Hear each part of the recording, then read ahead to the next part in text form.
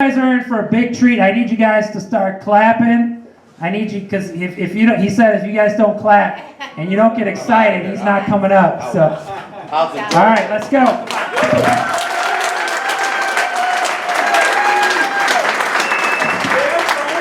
Frank Macho, the king of the South Side, up here on the North Side. Test one. No microphone. Yes. Uh-oh. Uh-oh. Now we're in trouble. So Frank, why don't you just, he's really a man that doesn't need an introduction if you've been investing in Chicago and you've been around in the circles. I'm sure you've heard Frank's name, but I'll let Frank just tell you a little bit about himself before we get started.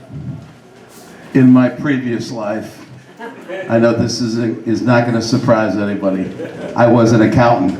And I worked for Arthur Andersen. I was very cosmopolitan back then. So yeah, I worked for Arthur Andersen for 3 years in Houston, Texas. No, I was not part of the Enron debacle. I was part of Shell. So I got a chance to, first day on the job at Shell, they told me if you find a $10,000 mistake, write it off. I'm like, $10,000? Write it off? Okay. So, but you know, I was never happy there. And they took Arthur Andersen took very good care of me. Made at that time, for starting off, great living, a lot of great opportunity there. I just wasn't happy. And so after 3 years, I just gave my notice, and they asked me if I wanted to transfer to Chicago, so I told them I was going to Chicago. And I said, no way, Jose. I'm done with accounting. I'm done with corporate. And, you know, I never quite understood why I didn't fit with accounting until one day I took a personality test, and it was directly related to real estate, and it had all the different positions in real estate, and the second from the bottom job that I should not absolutely do was accounting, and I'm like, son of a, you know, so had I had that personality test, but you know what, that's okay, because it was a great experience. I got a taste of the corporate world. All of it was great. It was a great run. I hated every minute of it. So, no, seriously though, I just wasn't happy. It was great. I had a lot of fun, but I couldn't really get any traction because it really didn't fit my personality, and I had to find something. I had to find myself in this world, and that's where you would continue or just okay. So then that's really where I came to Chicago. Drove my car here. Got, you know, I didn't know a soul. I knew my college roommate, but I'm not going to get any business off of him because we're both in the same office. So I joined a real estate company. Kind of, and I saw the opportunity. I loved it. First year. I did very well, way better than anybody else in the office. I started to understand the business as I had no help, no training. I was handed a white pages. Back in the day, they had a book about this thick, and it was all Chicago white pages. And he said, "Start calling." I said, "Anything else?" He goes, "Start calling." So for the first 6 months, all I did from 9 o'clock in the morning to 9 o'clock at night, Monday through Saturday, was call. So when somebody tells me, "Hey, this is hard work," my fist starts closing. You know, so, but hard work. That was hard work. Hearing no so many times during the day was tough. It wasn't easy. So I had to figure out a way where I could accept that. And so that's where I started getting into mindset. I started doing a lot of reading, and I started paying attention to successful people in the business. And I started looking at their business models. And so that's kind of what began my journey. Let me just add one more thing. So I'm here in real estate, and I remember I started in '83, June of '83, and I got trying to figure out why. I know this is where I'm supposed to be, helping people. I love it. I didn't, I just didn't quite know what direction that I should go. Well, I found out, first of all, I became a buyer's agent. And I helped, this lady, I was showing this house on the south side to this couple, very small 2-bedroom house. Right away, they're like, no, this is not gonna work, we're gonna have an army of kids, we're not gonna fit here, blah, blah, blah. So this other lady, their friend was tagging along. She's a single mom, 1 kid. And I could see the look, the twinkle in her eye. And I said, this is your house, isn't it? And she's like this. And I said, well, let's go for it. She goes, oh, no, no, no. My letter down the street, city down at 87th and Stony, told me there's no way in the world that a single mom could get. I'm like, what? I said, tell you what we're going to do. I said, do you like me? She goes, yeah. I said, do you trust me? She goes, yes. I said, let me help you. Let me help you get this house. And sure enough, we did it. And I told her, I said, now we're going to take this closing document, it's called a RESPA. You and I are going to travel back to 87th of Stony Island. Okay, I will hold your ex-loan officer down and you will shove that piece of paper up his ass. I said, are we good with that? So, yeah, so that's kind of how I got my, but what happened was she walked out of the closing. I always have a hard time telling this part. She looked up to heaven, thank God, tears coming down. I just realized, wow, this is where I belong. I can help people. I can get them financing. I can get them into beautiful homes. And then that's where I have my aha moment. That's where I realized I'm supposed to be here. I'm supposed to be doing this. It's not always all about the money. And I found out in time I could make a lot of money helping people. And that's really cool. That's Next. awesome. So let's talk a little bit about the white pages. And were you using some sort of script? What were you doing with the white? You were just cold calling random people out of the phone book? I was given no direction, so it's kind of learn as you go. Hi, how you doing? I'm Frank. You want to sell your house? How you doing? You're Frank. You want to sell your house? So after a while, I realized this is not working too well. So then I had to, by trial and error, I found because there was nothing back in 1983. I mean, we didn't even have computers. We didn't have the MLS. Well, we had like a written book for the MLS. So we had to go old school. We did a lot of advertising in the Tribune and the Sun-Times to get buyers. And then we had signs, and that was pretty much it. So when I started calling sellers, I started figuring out what worked and what didn't work. And I kept notes and I kept numbers, and I developed my own script. Yeah, absolutely. If you guys do any cold calling, which I still think it's effective, you got to have a script. And there's plenty of scripts. You can go to YouTube, and there's That you didn't have that. Yeah, I wish I had. If I had all that stuff, my name would be Donald Trump. And I'd be President of the United States. So what were some of the challenges? Obviously, cold calling, not knowing what you're doing, that's a challenge. Figure it out. But what were really some challenges when you first got started? Well, how about having money to pay my rent? So I had a huge why, and so putting myself in that circumstance really helped me develop my why quickly. And it was really, if I could say anything to everybody tonight, you need to find your why. You need to find why are you here on this planet? What are you supposed to be doing? If you could find that, hard work becomes effortless. We always joke around when I come in the office, because all of my staff are in the same mindset. We always joke around, we come in and we always crack up, we're like, my God, it's already 3:30, this is crazy. It seems like we just walked in the door because it's effortless. If you're struggling and you don't enjoy what you're doing, I would recommend take a personality test, find out where your strengths are, and pursue that. There's plenty of different jobs, type positions in real estate, if you want to stay in real estate to be happy. There's no doubt about that. But yeah, that's huge. And then find your big why. Awesome. And so with this lady that you helped with the 2-bedroom, 1-bathroom, how did you then start building your book of business? How did it evolve from that into where?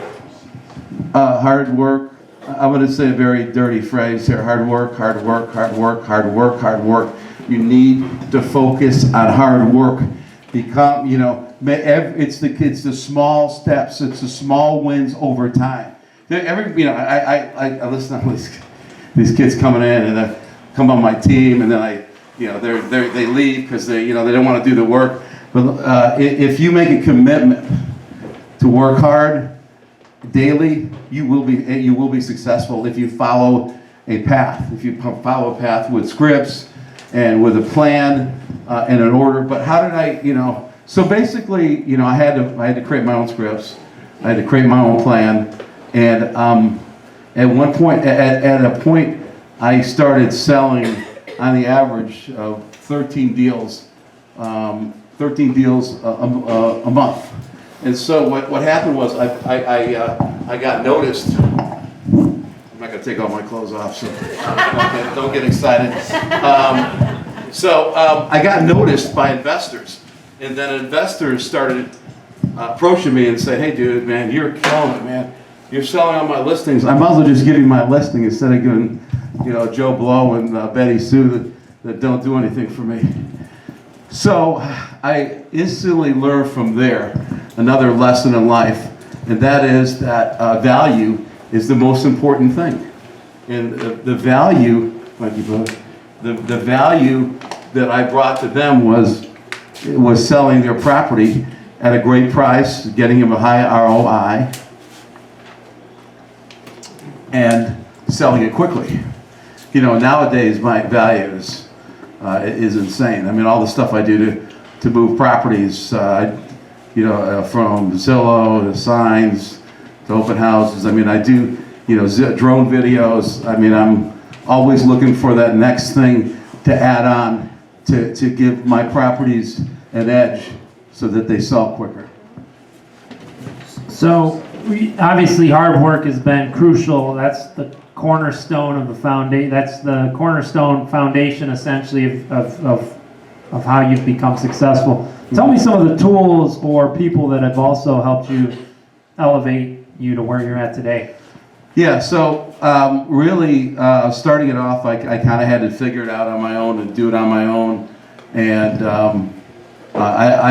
another important thing is you always have to be learning.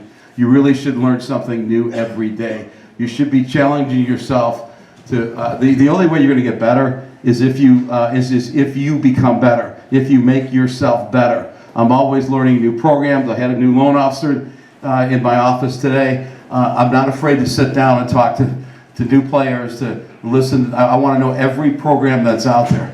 So if you want to become great overnight, become an expert. Do your personality test, find out what you're good at, and then become an expert so that people have to come to you. And then when people start coming to you, they're going to start giving you business because they're going to start trusting you and they're going to start believing in you. So, awesome. Makes sense, sir? Yeah, absolutely. So tell me, that's a really great, the story you had with helping that woman who never thought that she could be a homeowner. Do you have any other stories like that? Because I always love the stories. It's where you've impacted someone's life. Yeah, I'll tell you one of my favorite stories. I got the guy on video. So he came to an open house, and he's looking through the house. He goes, "Oh my gosh, wow." He says, "I'm 55 years old." He says, "I'm done. I'm a renter for the rest of my life. I can't do it. I wish I could." And so we ran his credit report right on the spot. I had a lender there, and we said, "Hey, are you willing to do these few things?" He goes, "What? I said, "What?" I said, "We can get you home in probably about 2 months." He goes, "You're kidding me? Are you serious?" So he did everything. We got him at home in 2 months. And this guy, if you see him on video, I choke up every time I watch him. It's like he's had a religious experience, and we did a video of him after he was in his home for a couple months, and the home is in beautiful condition. He's got it tricked out to the 9. It's amazing. So yeah, I mean, I have story after story of people that, there's people that we just closed a deal with a person that we started off in March. And they just worked on their credit. And so what we're doing is we're going into that market of people where people are renters, and they don't know how to get a deal. They don't know how to own a home, and they've given up, and they don't trust anybody. So the good news is, with my firepower, with my background, my experience, and my brand, I can go in and they're going to listen to me. They're going to trust me. So that's cool.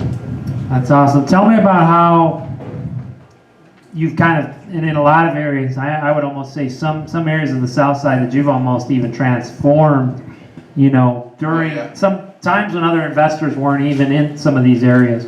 So, of course, when the market crashed on the South Side, it crashed in the end of June of '04. The North Side was about a 2-year delay. But I remember when the subprime thingy was going on, and you could sell ice cubes to a Eskimo back then. I mean, we were just, everything we got, we were selling, we were pre-selling, it was no big deal. Then when they tightened up the screws, everybody got afraid. And buyers got afraid, everybody stopped buying. So by September, I convinced my investors to amp up their work to create excessive value. I had 5 meetings between June and September, and I said to my investors, listen to me, there's one thing that I've learned, and that excessive value always wins. And we have to figure out, what does that mean? Back then, it just meant getting these people to come in and write a loan. And they would, as long as we had all the right LOXs, we could get anybody done. You get a 450 and you're gonna get a loan.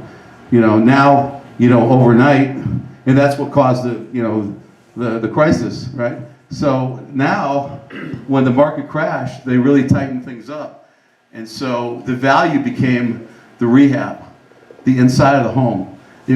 Our designs became so beautiful. So you can look at you walk in and see a $130,000 house, and you're like, so many people. I bring in like people that live down in the suburbs. Are like, wow, this is nicer than my house. This is crazy. How are you doing this for $130,000? We figured out how to do it. But what we did is we provided excessive value. Did we lose some profit? Yeah, of course we did. But we made it up in volume. And we sold so many houses. So I'm selling 300 homes a year when the market is depressed. But see, that's another thing that I believe in.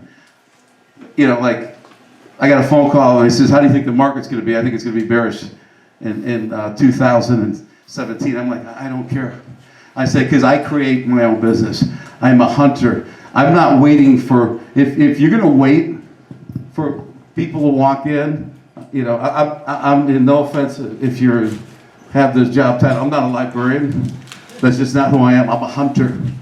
I wake up, I'm walking out the door with my bow and arrow and my spear. I'm going to go get it. I'm going to go get me some business. I'm going to go out, I'm going to dominate. Because that's the way I'm wired. What time do you wake up, Frank? 4:30. Thank you.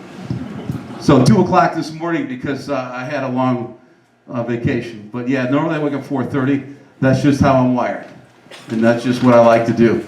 So, anyways, it's awesome, just the mindset you have. I mean, I'm sure a lot of people here have read different books on, creating markets, and I haven't met very many people besides you that have actually created. So tell me about creating a market, because you actually created a market in the South Side. So to finish that point, so in 2004 the market crashed, nobody was buying. So what we did was, you're throwing me off or somewhere, okay. It was coming at me a little quick. We had to figure out what was important. It's always about the other person. Why would a person buy? I talked to another agent that does a lot of stuff in Bronzeville, and he pushes the envelope with the prices. I'm like, dude, how do you get, what is your angle? He says, well, most people don't want to spend that kind of money down here. So we're pulling a lot of people from the north side coming down to Bronzeville because we're selling lifestyle. We're selling the inside of the house, and more businesses are coming into Bronzeville. So that's what we're selling. And so that's where that particular agent learned what excessive value was for his market. This guy pretty much does all his business in Bronzeville, and very successful. So yeah, I mean, basically, I don't complicate things. I think this simple is smart, and I think if you find, the business is ever changing. The real estate market is ever changing. Every market, there's markets within markets in the city of Chicago. The south side is different, the north side is different. The south side's steady right now. The north side, over $500,000 is soft right now because there needs to be a shift in the market because prices have gone up so quickly since 2007. So now it just has to make a shift and we're back to normal. That's the way the business is always. There's always shifts. It's either going up, it's going down, or it might be slightly steady. What I've done is I've made it my business to know these markets and to study these. So I always kind of know when the market's getting ready to shift. And I always got, you never know exactly what's going to happen, but you have a pretty good idea. And I've been through 4 major market shifts, so I think I'm pretty much an expert in that area.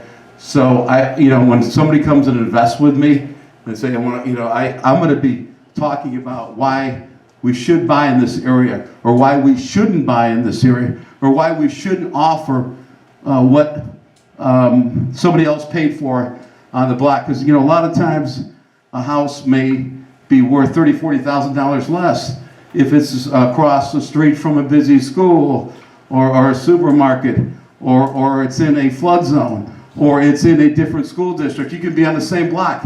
The other side of the street's a different school district. People are going to know that. They're not going to pay the extra amount. You're not going to have, so your market shrinks. There's a lot of different things that go into that. So experience is critical. So you've shared a couple stories that that kind of gave you your aha moment. I mean, in this business, we all have struggles. Tell me some of your one of your worst horror stories in this business. Worst horror stories. It probably would circulate around contractors. The one thing is I've learned and I'm continuing learning that you cannot trust. And forgive me if you're a contractor in this room, you may want to change the channel. The thing I've learned to do is just don't trust contractors. You cannot give them an inch. Here's a perfect example. So this is kind of cute, but it's kind of also shows you how. So I got this one contractor. He's a onesie guy, and he's really good. He's very, very good. However, he doesn't have the crew to handle anymore. And he's like, give me more business, give me more business. So one of my investors gives him a total of 3 deals. So it ain't happening. So he calls up after a month. He goes, dude, he said, what? I'm flying down from California. I got to figure out what's going on here. So he goes to the first property, and all the workers are there, the crew's there. And then they go to the second property, crew's there working. Then they go to the third property, and he walks, he goes, wait a minute. He says, you're the same crew on the other 2 properties. So they were racing ahead. True story. So, yeah. But you know what? He's a great guy. Contractor's a great guy. He does very solid work and fair prices. One of the problems with contractors is that they start getting a lot of success and then they want to build, and they don't have the infrastructure, and they don't have the teams, they don't have the managers, they don't have everything in place. And those are the guys that you may hire somebody that comes on a strong referral. And if I'm not paying attention, or you don't know, we may end up in a disaster. Not because the guy's a bad contractor, not because the guy's a bad guy, but he's overstretching himself, and I see that happen a lot. Yeah, absolutely. I usually have a policy of before I give a contractor 2 jobs, they've got to prove themselves on 1 job. If they can do 2 jobs effectively, then I'll do 3. I fall into that trap where, you know, when we were eager and starting out, we thought this contractor was the end-all, be-all. We gave him way too many jobs, and one ended up happening. It was a disaster. So, Yeah, and you know, the other thing too is, you know, any vendor you work with, you know, you cannot trust them at all. You have to get other people to verify who they are and verify. You know, when somebody comes and said, "I'm the second coming, I'm the Lord Jesus Christ, and I can do you," you know, that's the other thing too. When somebody tells me that they can do a job for $30,000 or $40,000 less, every one of those guys has turned out to be a freaking disaster.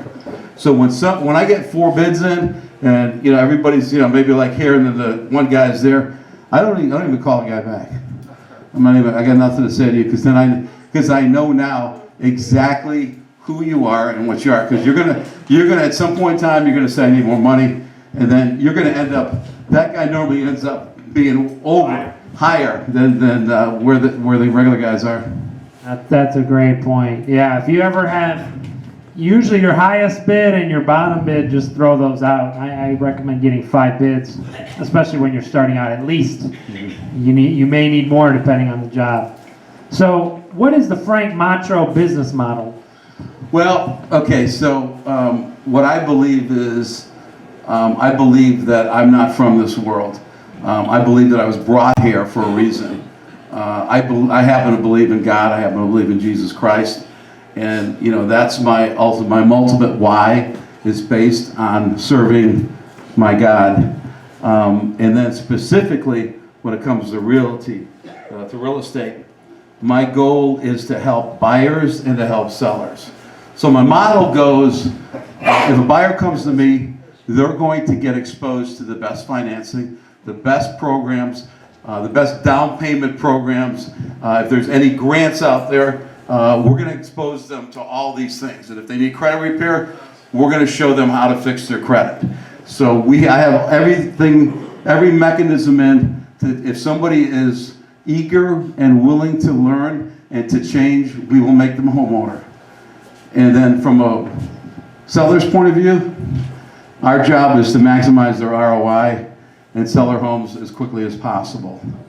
And so what I like to do is, you know, I have a lot of times I'll have investors come to me and say, "Hey man, I finished this deal, can you help me, you know, and stuff." And a lot of times those are the hard ones to sell.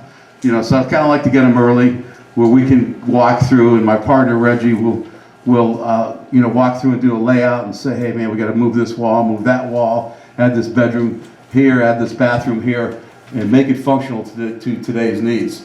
But yeah, so that's important to us as well. So specifically, what can you do for like investors in this room if they want to start investing? How can you help the people in this room? Okay, so basically what I do is I'm a one-stop shop. So I'm constantly finding properties, and you know, I don't think I have to sell this, but inventory is low. So you have to go to, we used to just rely on the MLS and HUD, you know, and a couple other sites, and now the MLS is basically a joke. The auction sites are tough. So we do a lot of off-market stuff. We get a lot of properties off-market. We go to the sheriff sales, and we do, you know, we do a lot of different things that we never did before because we didn't have to. So again, you know, this is a thing where you have to grow, you have to change, and that's part of my business model is that I'm constantly changing, so I constantly have volume. And another thing too is we're expanding. So we're out, you know, we're heading on the west suburbs, the north suburbs, the north side. You know, to do more deals, we have to expand out. But for an investor, we help them find a property, and my experience, I feel, is second to none. I can look at a property, look at a block, and tell you, hey, you don't want to buy on this block because it's right next to a 24-unit building. It's going to reduce your value by $40,000. It may take a year to sell. So I'm going to give you every reason why. I'd rather give you every reason why not to buy, as long as you're willing. If you're willing to wait a year, fine, you know, we'll buy the property and we'll wait a year, but then you gotta make sure your return is high enough, because your greatest loss of money is loss of time, right? So I help investors buy properties. I match them up with contractors, and then I help them with the exit strategy. My exit strategy, I mean, I go nuts. And I got a crazy CRM that does that with the auto dialers and everything. I got about probably anywhere from 100 to 110 signs in the ground all the time, so I'm getting a ton of calls. But we always direct people to our website. So I get about 10 calls a day on my website. Zillow, I spend $2,000 a month on that, so I usually get 20 to 60 calls a day, sometimes from Zillow, depending on the time of the year. And then I get a ton of referrals. So a lot of vendors will refer stuff to me as well. And like I said, we do the drone videos, we do professional pictures, anything and everything that we can do to push our properties. One of the cheapest things to do out there is the Facebook boost property. I mean, I can get, for $25, for $100, I can get in front of 20,000 people. It's crazy. So, you know, that's one of the things that we do to help investors. But yeah, our goal is to maximize an investor's ROI. So, I mean, we're involved with buyers, with sellers, you know, and with boosting up the area. I mean, the cool thing, one thing that I didn't comment on is that when the market crashed and I continued selling rehabs, I was instrumental in keeping the values of the South Side up. A lot of people have said to me, a lot of people high up in the real estate chain had said, you're the guy that kept it, because of the moves you made, because you stayed on the South Side, and a lot of other investors flew, you were able to save the South Side from crashing value-wise. So that's kind of a cool little pin that I've got on my lapel. So and we all have challenges in our business, whether we're starting out, whether maybe we've got a couple deals going on, or whether you've got what you have going on. What's one of the biggest challenges you have now in your business? Hiring the right people. You know, the finding the right people, honest, hardworking people is a challenge. And I think I've gotten a lot better over the years. We do I will not sit down with anybody. First thing I do is I do a personality test, because I need to know who you are. When I do a personality test, the test that we do spits out a bunch of questions. If any of your variances are off of the model that you're trying to, the job you're trying to go after, this personality test has a model of ranges for each, like, part, aggressiveness and sociability, all this stuff. And it'll shoot out questions for me to learn more about you and to dig more deeper into you. And then I've learned also, when I see a resume, I don't, you know, before I'm like, oh wow, cool dude, you played quarterback in, you know, high school, you did this. Now, man, you know, now what I ask is, let's talk about that. So you were quarterback in high school, what was that like? What was the highs and lows? Okay, you had your job here for 6 months. You know, what happened? What were the highs and lows? You know, and then if I keep hearing a pattern, like, oh, you know, this boss was a total tool, then I know that this guy, guess who the next total tool is going to be. So, you know, it's just the way it goes. So now when I look at a resume, I've tried to develop a pattern, a behavior pattern. Is this guy a success? Does he think this man or woman thinks successful? Or are they one of these people that feel entitled and just keep continually screwing up?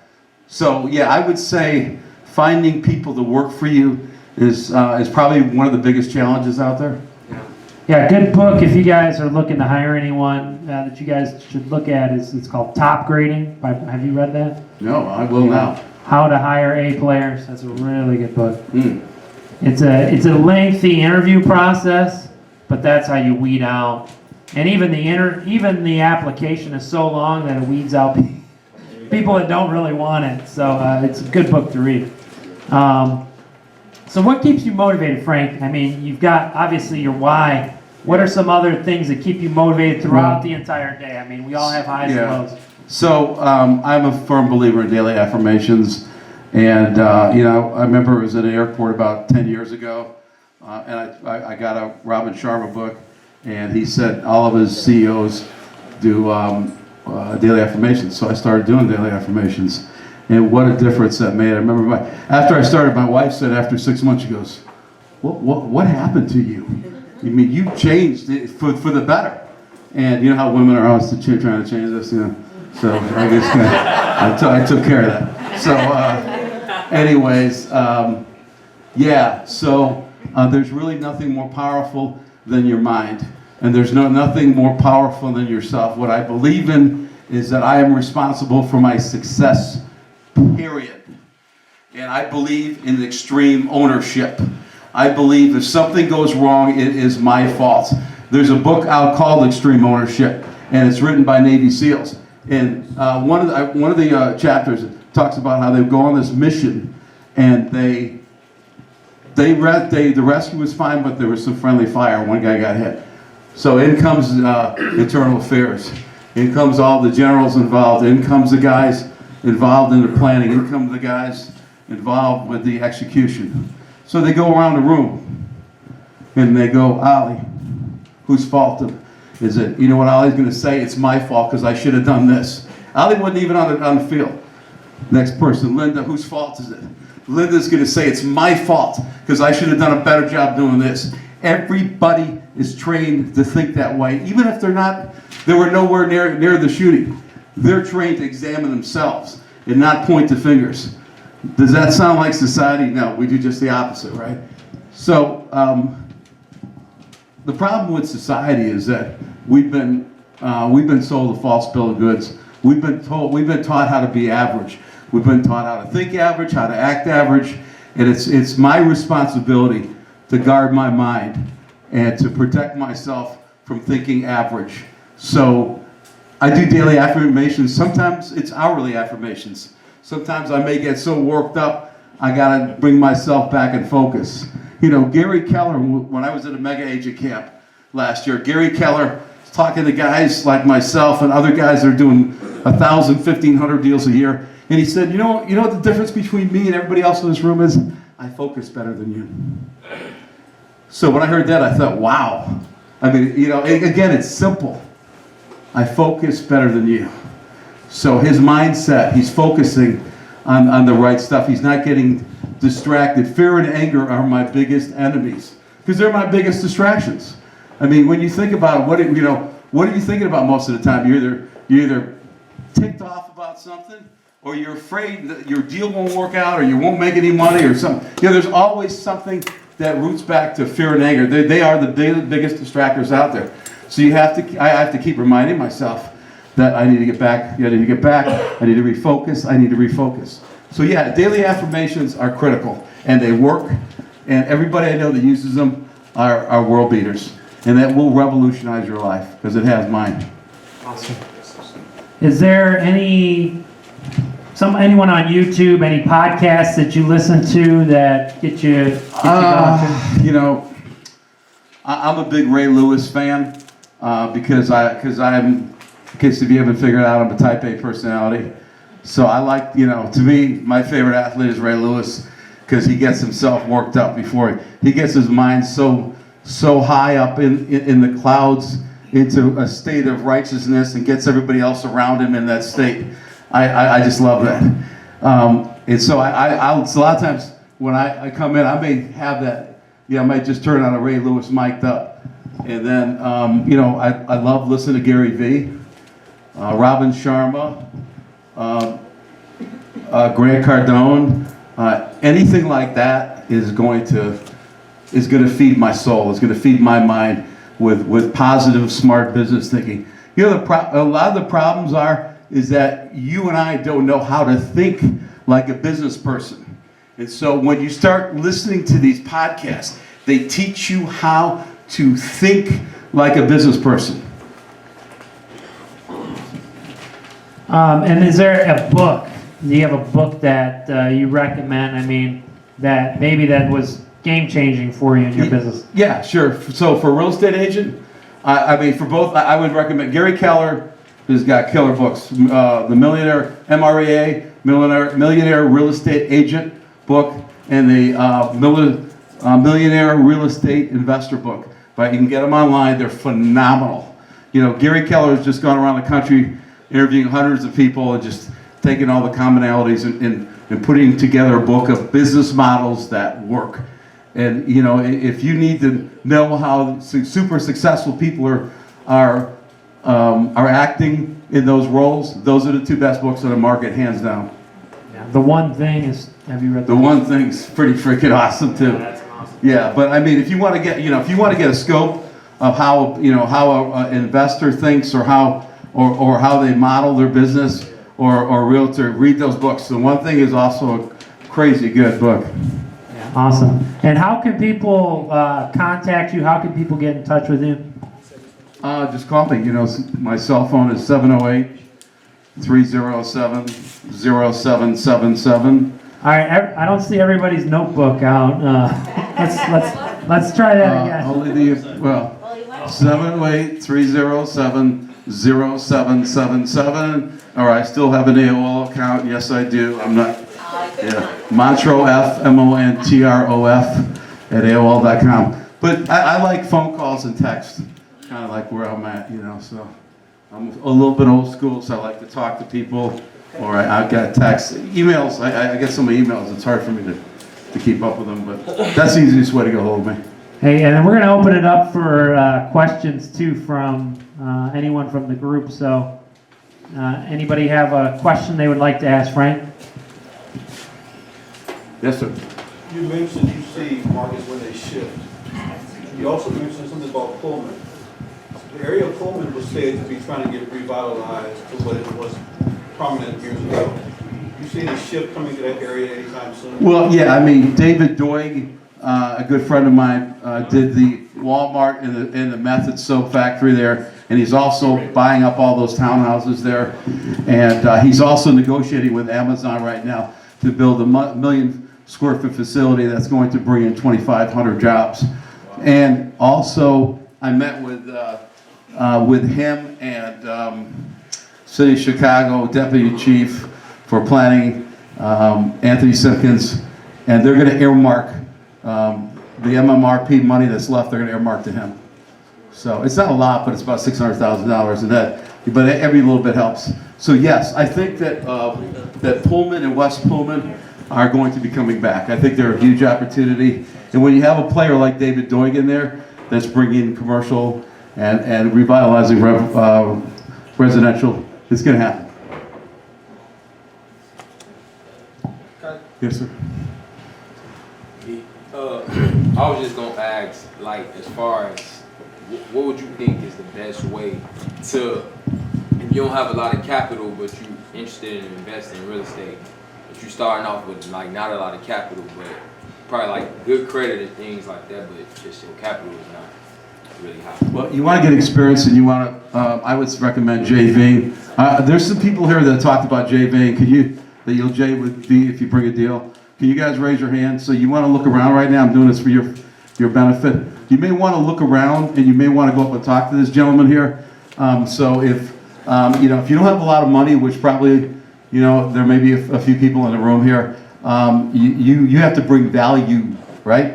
So while you're learning, you try to go out and find a deal and bring the deal to the people that have money, and then you learn and you do a JV agreement, whether it's 50-50 or 70-30 or whatever the deal is, and that's how you break into the business. But don't think that people are going to hand stuff to you. You got to hustle. You got to go out there and get it and make it happen. Yeah, as far as markets and areas and neighborhoods, Yeah. what sort of indicators do you look for to kind of see, maybe if you're not familiar with that area, or how do you kind of look at it to kind of gauge where that neighborhood is going? Yeah, market time, any recent slowdowns, any rapid changes in values. I want to look at deals in process. If prices have sold for a lot less why that's happening. I mean, the other indicators are the market themselves. So if interest rates are are starting to bump up 1, 2, 3, 4 points, the higher the $500,000 market and up is going to be severely impacted. Whereas like areas like the South Side will not be impacted, probably more than 10 to 15%. So you need to keep all those kind of factors into play. See what if there's other programs coming out. I mean, there's supposed to be other. There's some new programs that came out. There's a 5% program out right now. That's great if you have a lot of money and you love to spend all your money and you need money and you're buying within your means. There's a 5% grant up to 20,000. I think it's 20,850. So it goes up to 417,000, and it's available, and people aren't using it. So, there's $7 million earmarked for that, and only 700,000, but only 10%'s been used. So there's a lot of new programs out there too. So knowing what's out there, talking to people in the industry that are relevant, that know that I would. Your best bet is to hook up with somebody like Frank Montrow, and that can tell you. Say, hey, dude, I wouldn't waste my time. I have friends that call me up. I had a friend that called me up today. He's a competitor. He says, "What do you think about this area?" I'm like, it's a tough area, dude. You do great work, but be prepared to sit. So, that answer your question? Yes, sir. What do you do on the south side when you're investing for security of your materials? When you're doing a rehab on the south side? Well, Or how do you do that? I mean, a lot of guys just buy as they go. They're not going to buy, they're not going to buy the full job and let everything sit inside, or half of the job and let everything sit inside. So, you just have to, those kind of situations, you just got to buy real strict. You got to make a lot more runs to Home Depot or wherever you're buying, So that's, if that answers your question, it's, you just have to, yes, sir. What's the name of that program that you're talking about? HELP, H-E-L-P. It's through Associates. Every bank has access to it, but they have to go through Associates Bank. Yes, ma'am. Okay. Hi. I've seen the pictures of the Park Industry Market online, and contractors seem to do excellent work. Some of it looks flawless. How did you find your contractors, and where do you find your contractors? Well, most of them I find in a dark alley when I'm drunk. But seriously though, that's just years. I started working out, back in the early '90s with investors that already had contractors. And so what I'm doing is I'm building a machine, and I'm doing more and more deals until I'm doing hundreds of deals a year. And so then my name gets out. So now all these contractors are coming to me. So when certain groups have failed, then the contractors come to me and say, "Hey, I used to work for so and so. Can you use me?" And I'm like, "Yeah, absolutely. Let's talk." So if I know, then we vet them. We go through a process. We need to see their website. We need to see some jobs they do. We need to talk to some investors that they work with. We just don't let anybody on the dance floor. So I'm not going to take a person that's starting out and I'm not playing guinea pig. But yeah, that's how I get most of my. So most people, when they want to come, they want my investors. They have to come work with me. Sorry, but that's good because you get my experience too. So yes, sir. You said you're looking to expand. Have you already expanded, like, for instance, on the North or North? We haven't got up to the North Shore yet. We're studying that right now. We're on the north side. We're in some of the west suburbs. We're in some of the northern suburbs. We're looking at Schaumburg, around that area, Bolingbrook, all up. We haven't actually hit the North Shore area, and that's a great question. The reason why we've been a little tentative, because I did have some guys that came to me and said, "Hey, we're North Shore experts," and stuff like that, and I said, "Not right now." I said, "Let me see what the market does," because we're concerned that the rates are going to go up, and so if we're buying $2 million projects, we're going to be a little bit, we're going to be sitting on them for a while. Right now, that's what we think. So we want to, that market's soft, so we want to be real careful where we go. So when you do expand, do you get local agents, or do you still go out of your south side and? Well, I just hired 10 agents. So, and they're all from all over the place. And there's some agents are experts in the west side and the west suburbs. So I'm trying to get a good mix of, I've let go of a bunch of agents, and I because of the performance factors, and then I just got a bunch of new people, and I'm really excited. But great question, sir. At what home value do you think that the interest rate's going up? Is there like a certain cutoff for like maybe 500,000, or like where you think that it's going to affect the most on? Oh yeah, probably. I think that's probably a market that where it'll affect when you get up to 500,000, and then you get up to $1 million plus, then those markets will be hit. Now, when you get into the super luxury market, you're dealing with ball players, and so they don't care. Right. You can take away their tax write-offs, and they don't care. So I mean that's one thing that they're talking about now is is taking away the tax write-off, the new administration. And so what I've heard through the grapevine is that they're not going to do that, but they're going to start taking away from the top end. They're going to, up to a certain dollar amount, you can have a tax write-off, and then after that, you're on your own. Because otherwise, why own a home if you can't get a tax write-off? That's your question? Yeah. Yes. So Yes, sir. Frank, I want to ask you, I just kind of want to follow up on the question that was up front about identifying which way the market is going. So, in terms, we know about looking at the data like days on market, less. What about some of the other intangibles, like what direction funding is going from the federal government, redevelopment plans, tips? How do you find out that stuff? What resources do you look at? Well, fortunately for me, I'm very well connected. I can pick up the phone and call the city of Chicago. I can find out how much money's left in the TIF, how much money's left in the MRP. So again, all roads circle back to Frank Montrose.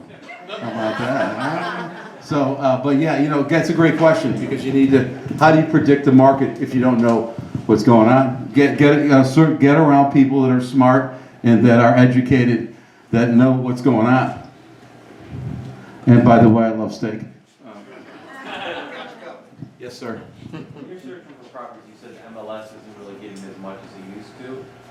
Rough estimate, like what % are you getting through auctions, through MLS, and other sources or wholesale? I'm going to do an educated guess here. I'm going to say that we're probably buying probably 10% off the MLS. Auctions probably about the same. Share of sales we're just starting to get a lot of traction. We just started the share of sales about 3 months ago, so we're starting to buy. That's getting significant. And then I've got a ton of bird dogs, and that's where we're mainly buying. It's just off market through people, people looking at, finding deals for us. I don't know how they find them. I don't want to know how they found them. I don't want to know what happened. But seriously though, yeah, that's kind of where we're, it's always shifting. So it's a. But the share sales, don't you find there's a lot of competition? In certain areas, yes. No, great question. Now that's the thing too. Like sheriff sales on the north side are brutal. I mean, there's like 4 guys that dominate the sheriff sale on the north side. So, unless you're willing to take a very low return, and then some of the, we've studied some of the suburbs too. So DePage is kind of tight right now. Will County's wide open. So it's I mean. It seems like a lot of buy and holds, and they're buying them for less than what you need for a flip. And let me just say something about the buy and hold market. Okay, there's only so much that you can do in the buy and hold market. A perfect example is what happened to Dalton. They have so many. There's a couple groups that came in and just went crazy on buy and holds. Now, let me ask you a question. What do you think is going to happen to values when homes all of a sudden, the majority of homes in the area all of a sudden become rentals, and you live in that area and you have a home? Your value is going to decrease significantly, and so that's what's happening in an area like Dalton right now. So that's going to go through a whole shift, and that's an area now where it's saturated with rentals. So now they got to deal with those exiting those rentals, and and increasing values back again too. So it's a tricky game. You know, everybody thinks it's, you watch Armando and, you know, and flipping Las Vegas, and they make everything look so freaking easy. They don't realize there's a lot of moving parts, and there's a, you know, it's not only the town. You know, you go to the suburbs, and like for example, Dalton, you could have the identical house built by the same owner, and one tax is $4,800, the other tax is $8,000. Same house. You know, but it's mind numbing. Now, can you go get it adjusted? Yeah, I mean, Larry Rogers and his group did a really good job with that. However, you got to buy the house with those taxes, and then if you're trying to flip the house with $8,000 taxes, what do you think your chances are of getting the same value of your competition down the street that his taxes are $4,200? Zero. Not slight, zero. Frank, when you started out on the south side, what were your biggest challenges? The biggest challenges, gosh, you know, it's a great question. A long time ago, having money to survive. But beyond that, once I got rolling, my biggest challenges were trying to figure out what value is to someone and what a value is to a buyer. How do I, you know, a lot of it was, I was a buyer's agent at first, so I had to figure out I can't drive people around and show them 20 houses and not check their credit. So you know, it's a learning process.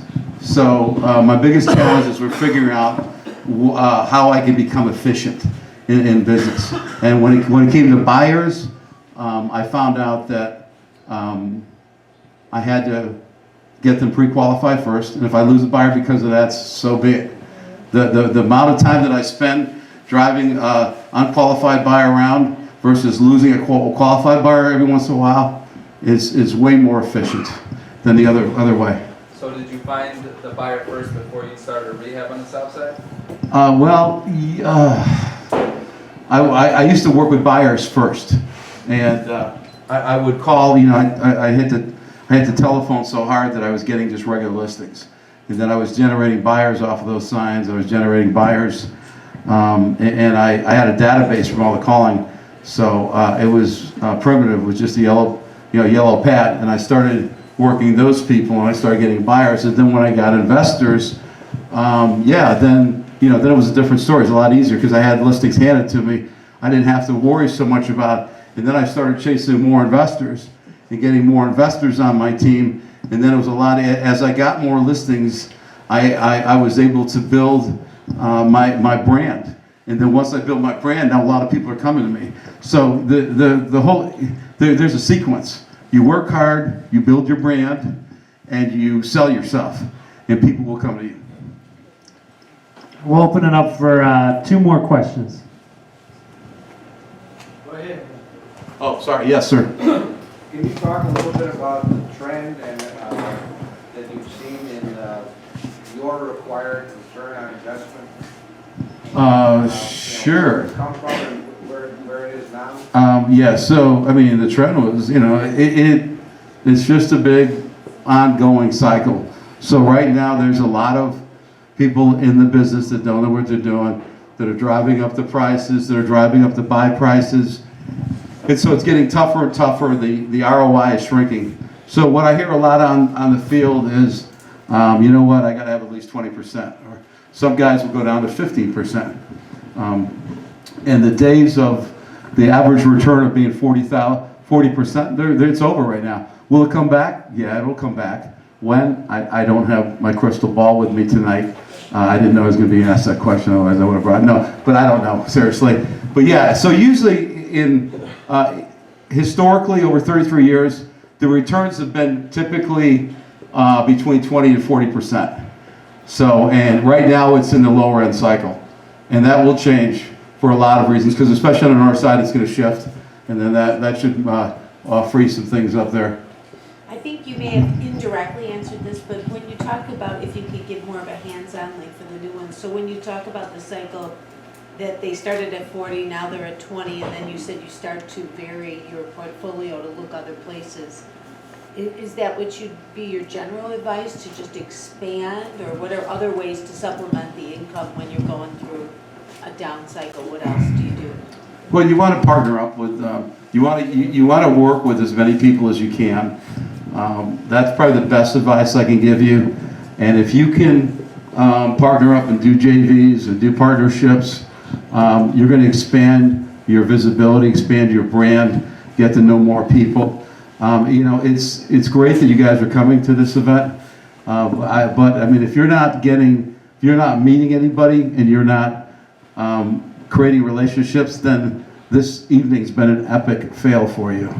So before you leave, the smartest thing you can do is to, if you haven't talked to Barnett Capital, make sure you stop by there and talk to those guys.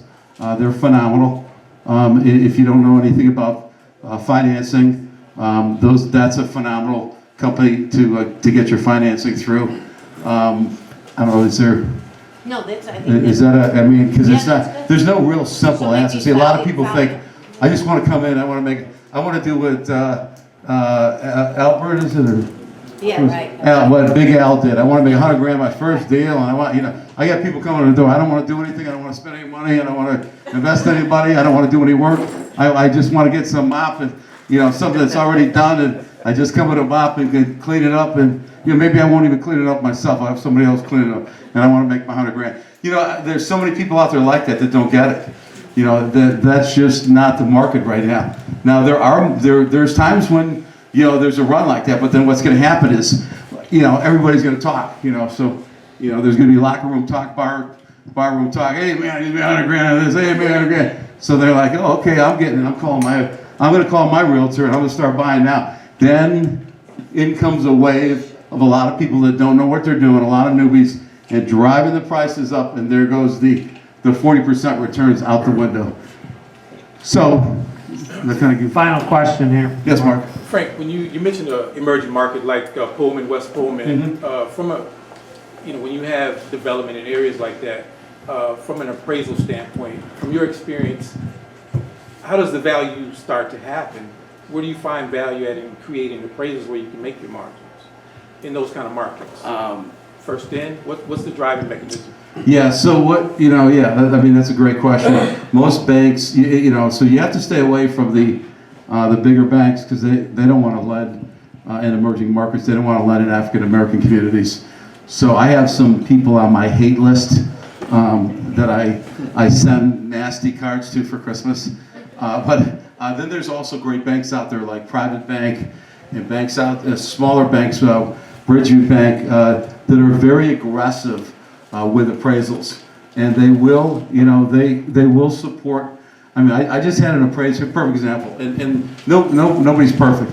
I had an appraisal done by Bridgeview Bank, and it came in for 205, and we're asking for 220, and it was a bit of a stretch. So I know the owner of the company, so I sent him everything. I said, dude, can you do something with it? I'm not asking, I never asked him, hey man, make this happen, or else I'll never talk to you again. I just said, see what you can do. He came back, he gave me 220. And I supplied the information. So a lot of times, what you need to do with the appraisals is you have to support it.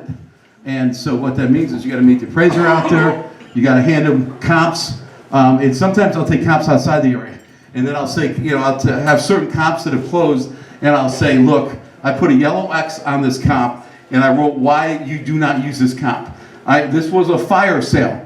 You can talk to the agent. I personally called the agent. Do not use this deal. I got your butt covered. Here you go. So it requires a lot of work, but yeah, there's a way you can, and this is true with just not emerging markets, but you have to protect yourselves because there's really not any consistency in the appraisal business, unfortunately. Somebody might say, hey, a new two-car garage is $13,000. Another guy said new two-car garage is $2,000, $5,000. I mean, it's all over the board. It's crazy. So you have to provide evidence and information and hand it on a silver platter to the appraiser so that he has his butt covered. So when he gets audited, he's covered.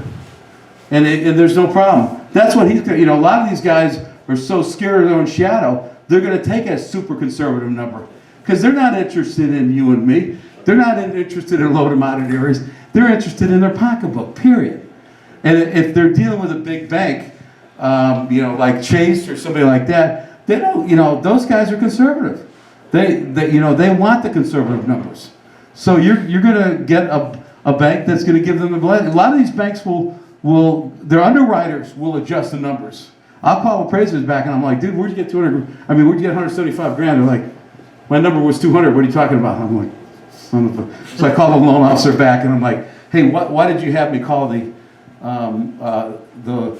appraiser when you and I both know your underwriter's the one that made this why are we playing games here? You don't want to lend in low to moderate areas? Just say so. And we're on our way. What are we wasting our time here for? Well, I guess a lot of it speaks to what someone said back there about knowing the development plans. Because when you look at Woodlawn and what the numbers in Woodlawn, you look at a two-flat conversion going for $550 Right. in Woodlawn. That's mind-boggling. So it has to be connected to development in the area for someone to get that appraisal. Well, you have to, see, you have to sell an appraiser. You have to provide information and show him how much you put into the property and why it's worth that much money. And if you do that a lot, and you go to the right bank, they will give you value. You know, that's how guys can go into Woodlawn, can go into Bronzeville and push the values up, even though they're on the south side. And Woodlawn is not a Hyde Park either. Certain parts of Woodlawn, you know, are pretty rough. But you know, we're getting values done because we have to do our homework and we have to go. We have to do extra work. We have to stay after class and get the, you know, and have so much information.